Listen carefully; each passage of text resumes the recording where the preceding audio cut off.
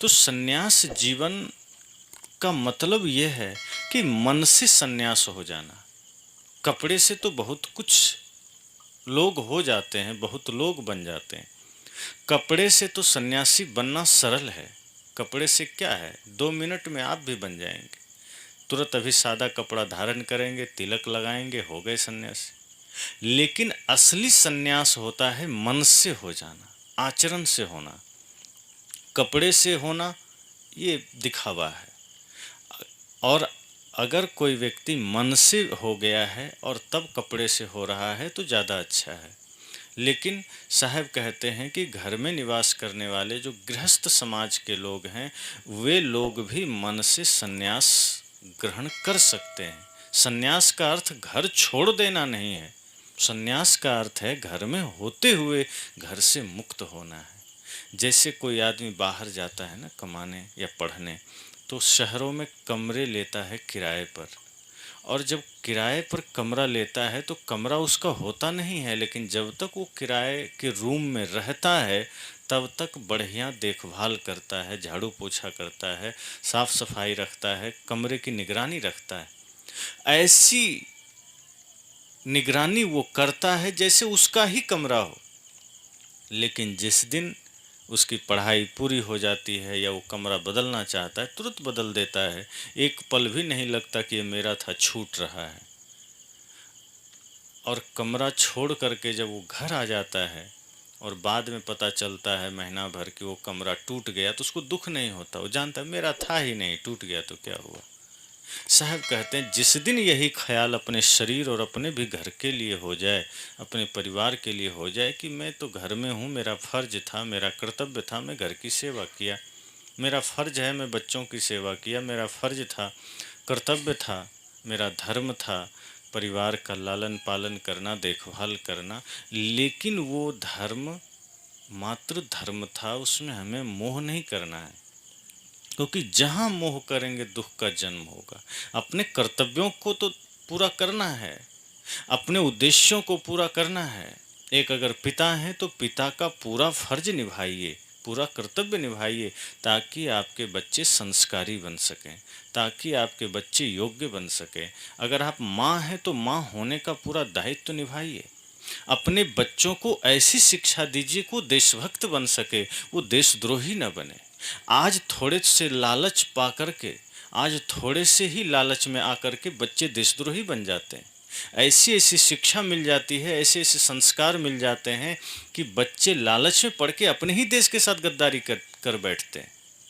इसी देश में हम जीते हैं और हम जानते हैं कि यह देश पहले क्या रहा है।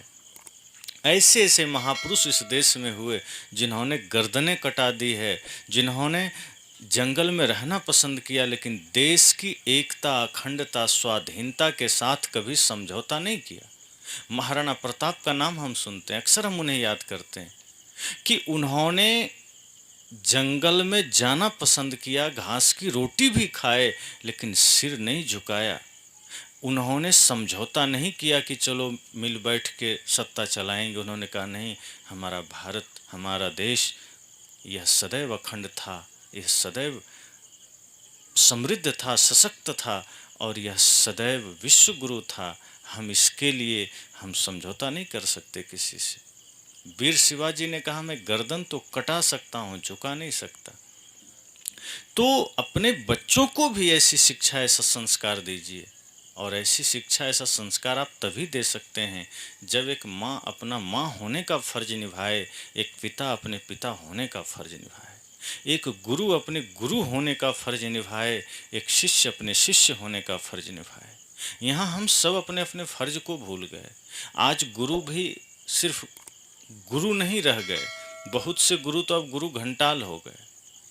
जो नाम के गुरु हैं, समाज के लिए कोई योगदान नहीं होता है। हम समाज में क्रांति नहीं ला पाते, हम समाज में परिवर्तन नहीं ला पाते। बस अपना खाए पिए चल दिए, गुरुवाई किए चल दिए। गुरु और संतों का भी दायित्व है कि राष्ट्र के उत्थान में, राष्ट्र के निर्माण में हम अपना योगदान दें। हम समाज में जागृति लाएं, समाज में क्रांतिकारी परिवर्तन लाएं। हम लोगों में यह चेतना जगा सकें कि यह देश हमारा है, इस देश के हम वासी हैं और इस नाते, मानवता के नाते, इंसानियत के नाते हम सब एक हैं और हम सब का संयुक्त दायित्व बनता है कि देश की एकता, अखंडता, स्वाधीनता, समृद्धि के लिए हम खड़े रहें। अपने लिए तो सभी जीते हैं, अपने लिए तो सभी करते हैं। जब हम समाज के लिए करते हैं, राष्ट्र के लिए करते हैं, मानवता के लिए करते हैं, प्राणी मात्र के लिए करते हैं, तो जीवन में मुस्कान आती है, चेहरे पर मुस्कुराहट आती है। जिन्होंने भी, आप लोग भी अनुभव करेंगे, जिस दिन आप कभी किसी को एक मुट्ठी सहज दान दे करके आप भोजन करते हैं, आपको एक संतुष्टि मिलती है, आपको आत्मतृप्ति मिलती है। और जिस दिन आपके आंखों के सामने कोई भूखा रह जाए, कोई प्यासा रह जाए और आप एक गिलास पानी पी लीजिए और सामने वाला प्यासा रह गया, आपको दिन भर पीड़ा होती रहेगी कि ओह, दे देना था उसे, पहले भोजन दे देना था, पानी दे देना था। इसी आनंद के लिए साहब बात करते हैं कि जीवन में आनंद ये नहीं है कि हमारा जीवन बस सब कुछ से भर जाए। आनंद यह है कि हम तो अपने लिए करें, औरों को भी हम वो सुविधा दे सकें, औरों की भी हम सेवा कर सकें, औरों को भी आँखों के आंसू हम पोंछ सकें। सदगुरु कबीर इसी विचार को लेकर के, इसी धारणा को लेकर के, इन्हीं आदर्शों को लेकर के सदैव समाज में चलते रहे, सदैव राष्ट्र और विश्व बल की। चूँकि हम एक भारतीय हैं, हम भारत भूमि में जन्म लिए, तो हम भारतवर्ष की बात करते हैं, लेकिन सदगुरु कबीर कहते हैं कि हम थोड़ा और गहरे जाएंगे तो संपूर्ण विश्व हमारा घर है, संपूर्ण विश्व हमारा परिवार है। जो कि हमारे ऋषि लोग भी कहते थे, वसुधैव कुटुंबकम। यह भारत की ऋषियों की महानता रही। अन्य कोई देश ऐसी भावना लेकर कभी खड़ा नहीं हुआ। अन्य देश अपनी सीमाओं का विस्तार चाहता है, चाहे आप चीन को देख लीजिए, पाकिस्तान को देख लीजिए, अमेरिका को देख लीजिए, रूस को देख लीजिए, वो अपनी सीमाओं का विस्तार चाहता है। एक इकलौता देश भारत है जो 10,000 साल के इतिहास में कभी दूसरे पर आक्रमण करके अपनी सीमाओं का विस्तार नहीं चाहा, कभी दूसरे को सताया नहीं, बल्कि जिन जिन युद्धों को जीता है उसको भी राज्य लौटा दिया। आप देखिए, जब राम जी ने लंका को जीता था तो विभीषण को ही वहाँ का राजा बना दिया। ये नहीं कहा कि वो मेरा हो गया, अब मेरे अधीन रहेगा। ये भारत की बात रही है, क्योंकि ऋषियों ने कहा वसुधैव कुटुंबकम, और उससे भी आगे बढ़ के हमारे ऋषियों ने कहा सर्वे भवन्तु सुखिनः। उन्होंने ये नहीं कहा कि सिर्फ भारत के लोग सुखी रहें, उन्होंने ये नहीं कहा कि सिर्फ अपने लोग सुखी रहें, उन्होंने कहा सर्वे भवन्तु सुखिनः। तो ये भारत की संस्कृति की महानता है और आज हम उसी संस्कृति में जन्म लिए हैं। हमारा फर्ज क्या बनता है कि हम सब सबसे पहले यह सोचें कि न कोई जाति के बंधन में बंधें, न कोई संप्रदाय के बंधन में बंधें, न कोई छुआछूत के बंधन में बंधें, न कोई धनी गरीब के बंधन में बंधें। हम सिर्फ एक बंधन, एक सूत्र कि हम भारतीय हैं, हम मनुष्य हैं, और इस मनुष्यता के नाते, इस भारतीय होने के नाते हमारा दायित्व बनता है कि हम देश के लिए जिए। अगर इस भावना से हम प्रेरित होते हैं तो निश्चित मानिए कि आपके आंगन में पुनः श्रवण कुमार जैसे पुत्र का जन्म होगा, आपके आंगन में पुनः भगत सिंह जैसे संतान का जन्म होगा, नेताजी सुभाष जैसे संतान का जन्म होगा, झांसी की रानी लक्ष्मीबाई जैसे पुत्री का जन्म होगा। और जिस दिन माताओं आप लोग ऐसा संकल्प ले लेंगे और ऐसे पुत्र पुत्रियां जन्म लेने लगेंगे, तो ये भारत पुनः इतना शक्तिशाली होगा कि कोई दूसरा इस पर आंख भी नहीं उठा सकता। ये संकल्प लेने की ज़रूरत है, और ये भारत के पास धर्म की शक्ति है, जिस शक्ति का हमें इस्तेमाल करना चाहिए। हम भारत के लोग अपने ऐतिहासिक तथ्यों में इतने समृद्ध रहे हैं, हमारा इतिहास इतना समृद्ध रहा है, लेकिन हम उसे भूलते चले गए, हम उससे विस्मृत करते चले गए। हमारा इतिहास देखिए कि 2 वर्ष का बच्चा भरत शेर का दांत गिनने का सामर्थ्य रखता था। आज तो माताएं अपने बच्चों को बिल्ली से और कौवे से डरा देती है कि भाग जा, बिल्ली आ रहा, तो भूत से डरा देती है। एक उस समय की माँ थी शकुंतला, जो अपने बेटे को छोड़ दी थी, जाओ जंगल खेलो, शेर पर सवार होकर के वो बच्चा भरत शेर का दांत गिनता है। कितना सामर्थ्य रहा होगा। कितनी शक्ति रही होगी। आज पुनः वही बात मैं कह रहा हूँ, जहाँ जहाँ हम लोग जाते हैं यही आह्वान हम सबसे करते हैं कि हम सबका यह दायित्व है, हम सबका यह कर्तव्य है कि सत्संग को हम सिर्फ ऐसे ही चार लोग बैठ करके और गेट से बाहर निकलें छोड़ दें तो कोई मतलब का नहीं होगा।